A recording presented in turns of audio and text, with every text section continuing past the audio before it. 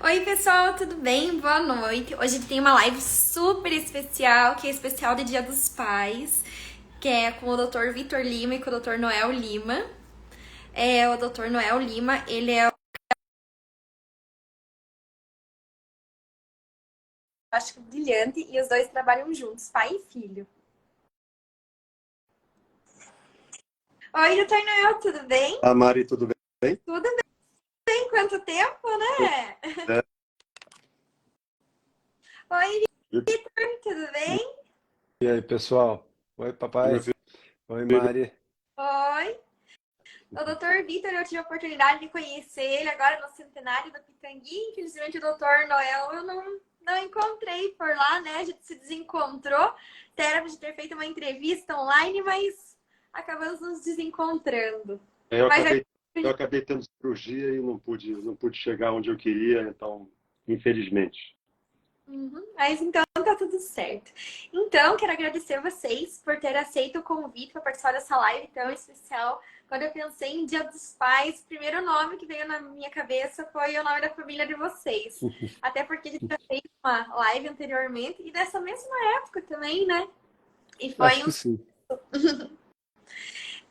o Dr. Noel Lima, para quem não conhece, ele é o criador da prótese cônica.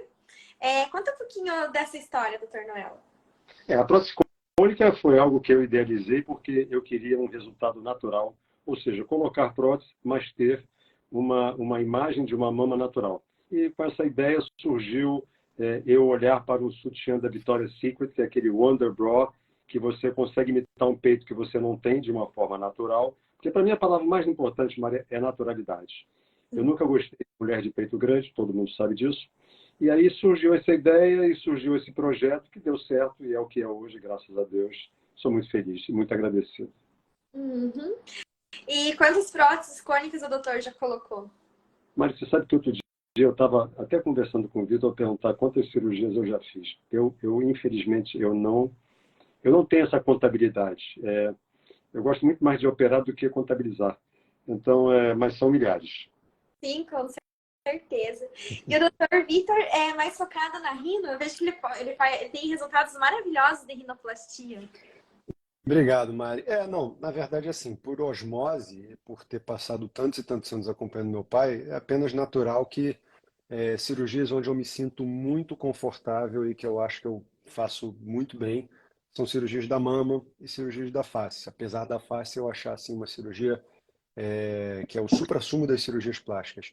E uma cirurgia que eu sempre tive muito respeito e até muito medo quando eu era residente era a rinoplastia. E é uma cirurgia que eu tinha pouco acesso a ela. E, e também é uma cirurgia muito desafiadora. Então, eu acho que eu fui me apaixonando pela rinoplastia. Demorou muitos anos. Eu me formei em 2013 no Instituto Ipitangui. Demorou muitos anos para eu me sentir à vontade para começar a falar no Instagram que eu me considerava um cirurgião que sabia fazer bem o nariz. Então é uma coisa que eu venho trabalhando ultimamente no meu perfil, porque eu já tenho alguns anos de experiência, e eu acho que não é uma cirurgia para iniciantes. Realmente, obrigado pelo elogio, estou bastante satisfeito com os meus resultados, tive grandes mentores, dentre eles o meu pai, e hoje em dia tem sido um dos meus focos, com certeza. Uhum. É, E o doutor... Ele vem, ele vem se aperfeiçoando e eu venho largando um pouco a rinoplastia. Você sabe que todo cirurgião tem uma preferência. Às vezes, não é porque você gosta, mas é que a clientela começa a se direcionar nesse sentido. Quando eu idealizei a prótese cônica, eu acredito que as pessoas falavam assim: bom, se ele criou uma prótese, ele deve ser muito bom em cirurgia de mama. E aí começa essa bola de neve e acaba que a cirurgia que eu mais faço é face e mama. E cirurgia de nariz, eu estou deixando com o Vitor. E doutor Vitor, como é ter o seu pai como inspiração para cirurgia plástica? Cuidado que você vai falar, hein? Obviamente não vai ser nada de novo, não vai ser nada de ruim. Maria, a minha história com a medicina é muito engraçada, porque até os 18 anos ela não existia. Eu estudei numa escola que não, não é uma escola que forma médicos, uma coisa engraçada isso, não sei por quê. É uma escola que geralmente forma empreendedores, pessoas que querem estudar fora. Eu sempre quis ser piloto de avião, sei lá, tá no meu sangue. Mas com 18 anos, com 16 anos, eu comecei a ter uma aula de biologia e eu comecei a descobrir o corpo humano. Eu não tinha noção que era tão interessante, que era um universo aquilo ali. Eu falei, pô, peraí, meu pai é cirurgião plástico. Pai, posso ver uma cirurgia? Eu tinha 17 anos e estava bem certo do que eu queria. Mentira, mais ou menos, mas eu achava que eu sabia o que eu queria. E eu me apaixonei pela cirurgia que eu vi. Eu desmaiei, mas depois que eu acordei, eu me apaixonei. E aí eu comecei a estudar para medicina. E eu acho que quem desmaiou junto comigo foi meu pai, porque ele nunca forçou a barra para eu ser médico, nunca tocou no assunto, para ser bem sincero. Então acho que foi um choque para a família inteira.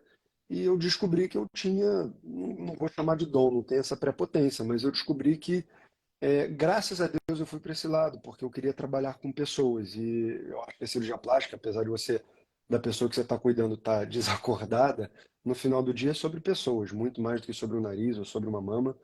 E quem faz cirurgia plástica tem que gostar muito do consultório, tem que gostar muito de conversar, de acolher.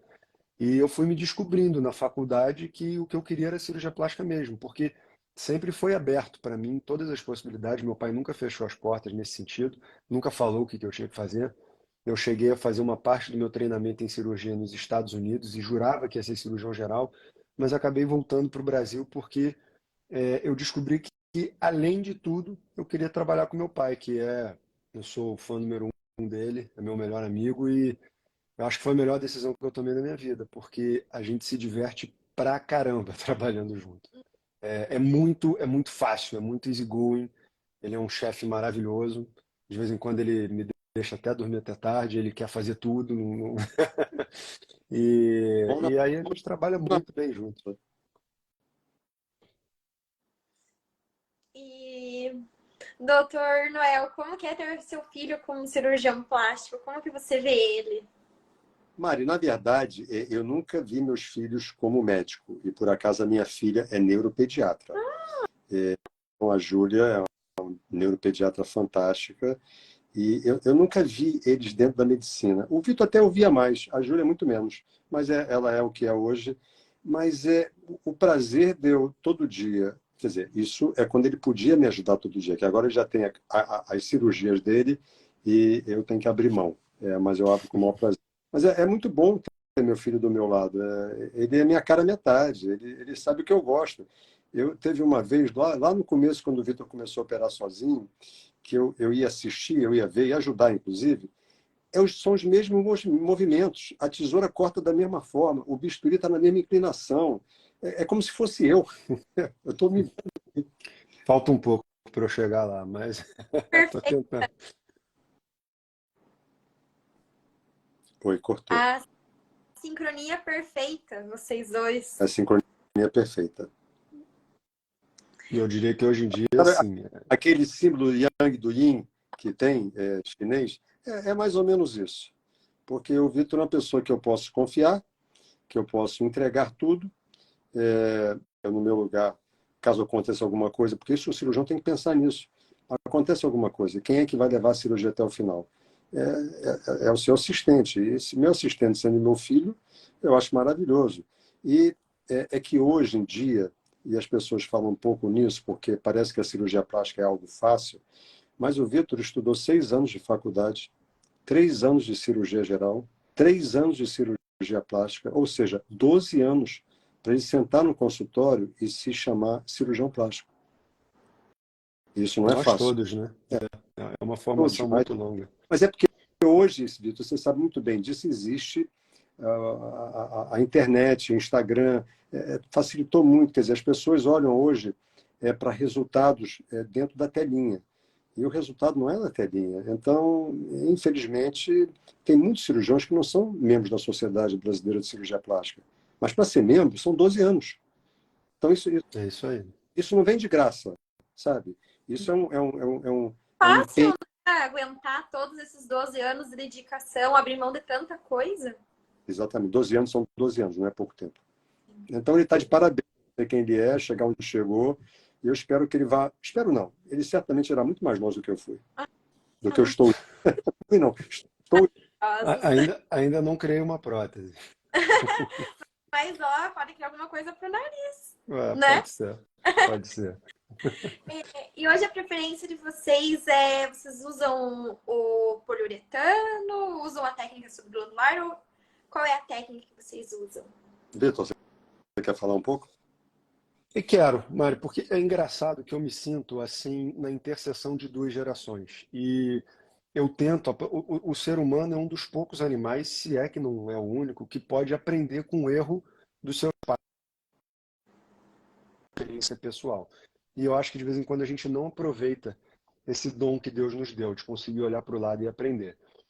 Então, assim, é óbvio que eu adoro uma novidade, é óbvio que eu quero o máximo possível expandir o meu leque de possibilidades técnicas para poder oferecer o melhor para os pacientes, mas eu tento também honrar tradições que já existem há décadas e que, se existem há décadas, é porque provavelmente tem alguma coisa de certo ali. Inovar sempre vai ser necessário, mas o que eu vejo hoje em dia é que muito do que se vende, que eu nem acho que é uma palavra bonita para se conjugar com cirurgia plástica no Instagram, eu uso a técnica tal, eu uso a técnica, tem que ser debaixo do músculo, tem que ser assim.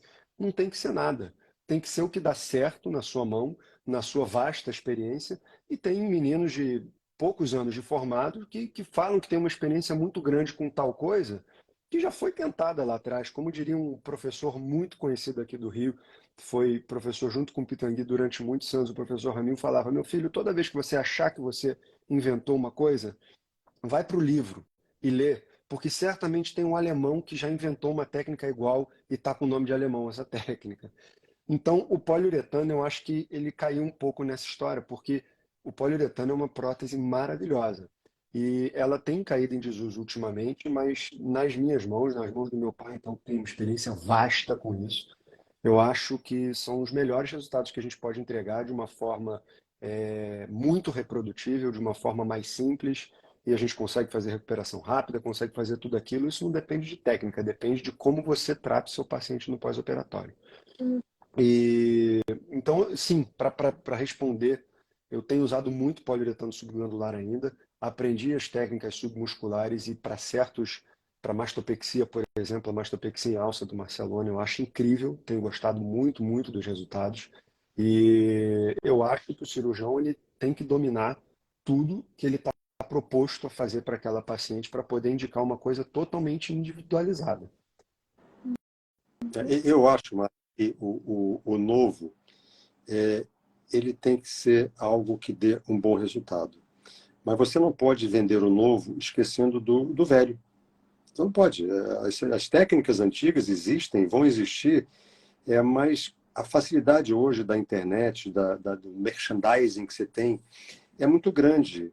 E as pessoas olham para isso, não olham para a essência do que é uma técnica, do quanto tempo ela se consagrou, como ela está funcionando bem. Então, dizer para você que eu não gosto do novo, absolutamente eu gosto do novo, mas ele tem que me mostrar que ele é melhor do que o que eu faço.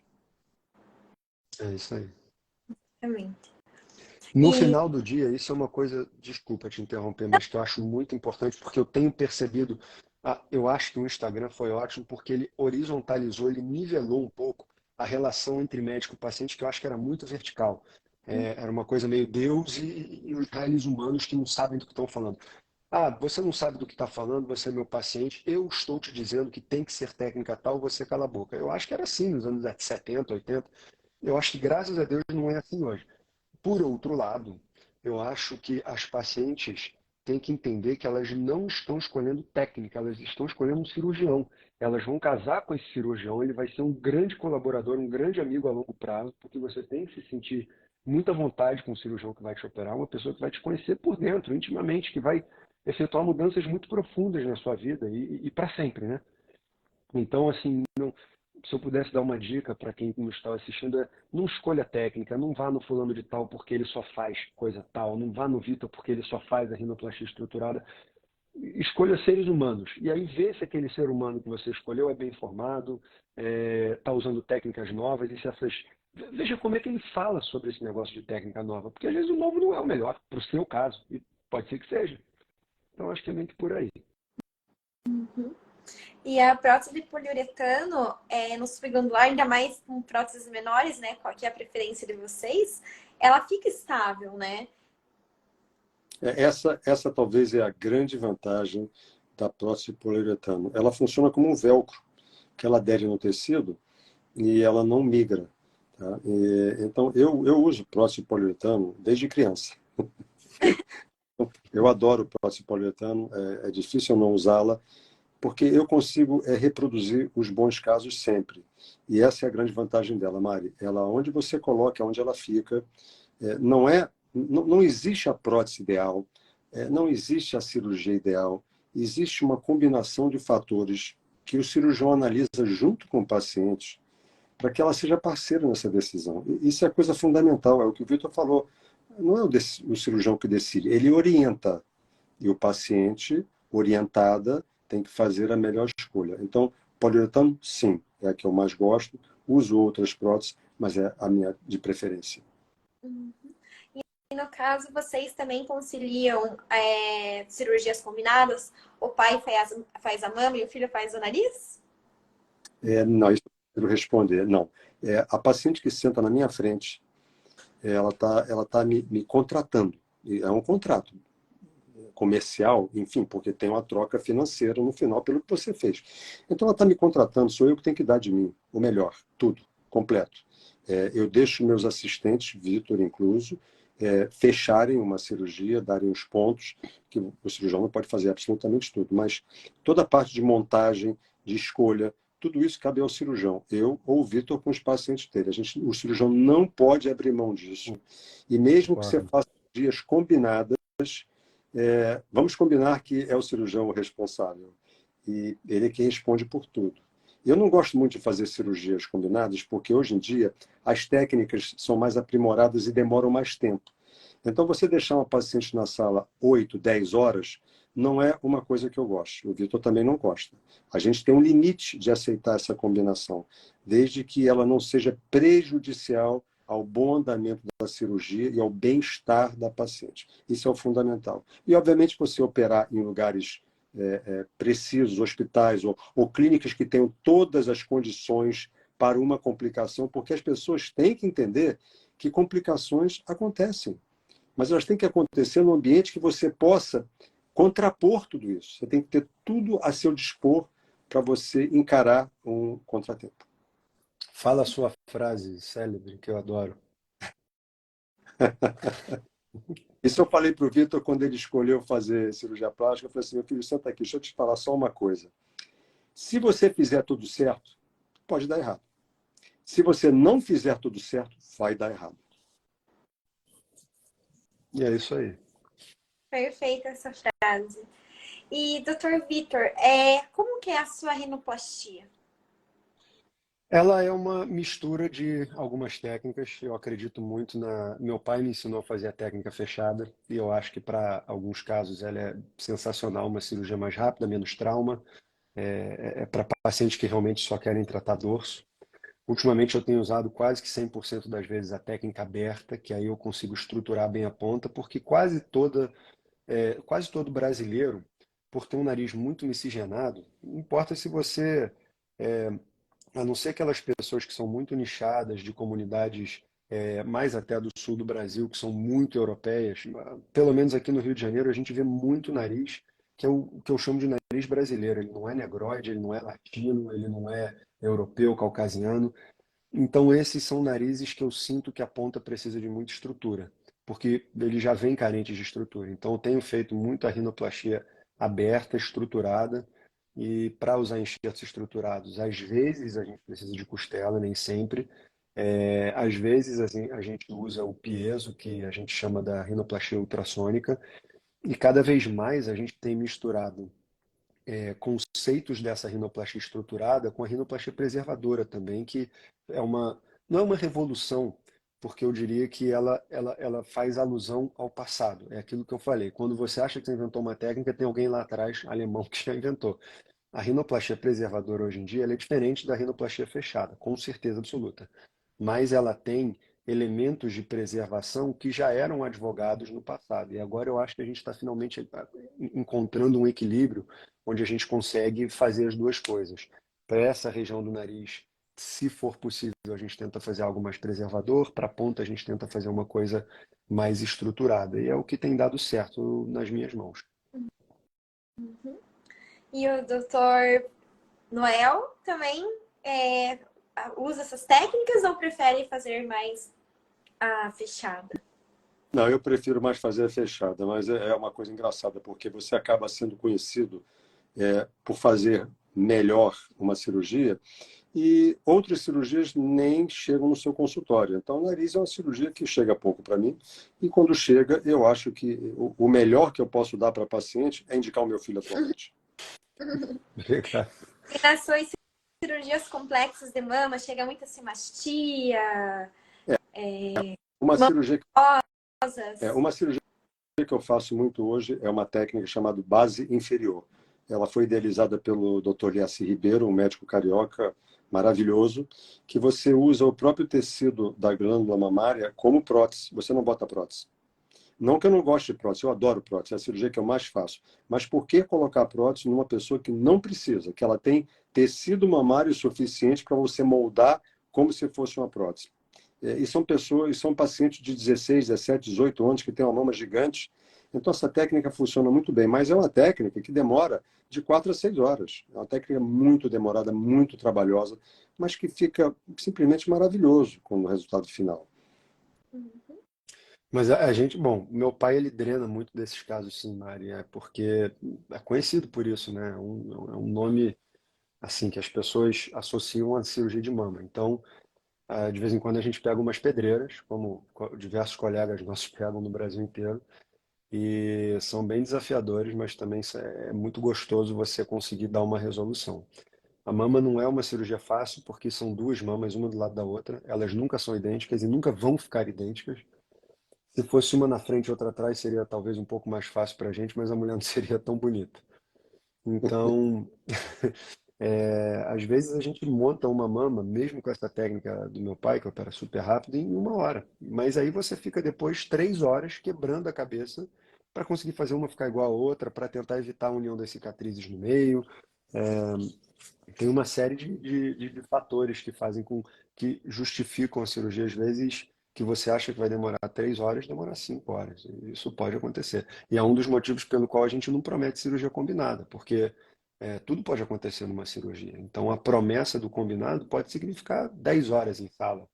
E a gente sabe que, a partir de um certo momento, a gente começa a ter uma progressão geométrica das complicações clínicas por tempo mesmo decorrido. Então, eu não gosto de cirurgias que duram muito, como meu pai falou. E mama já é uma cirurgia que consome muito tempo, nariz também.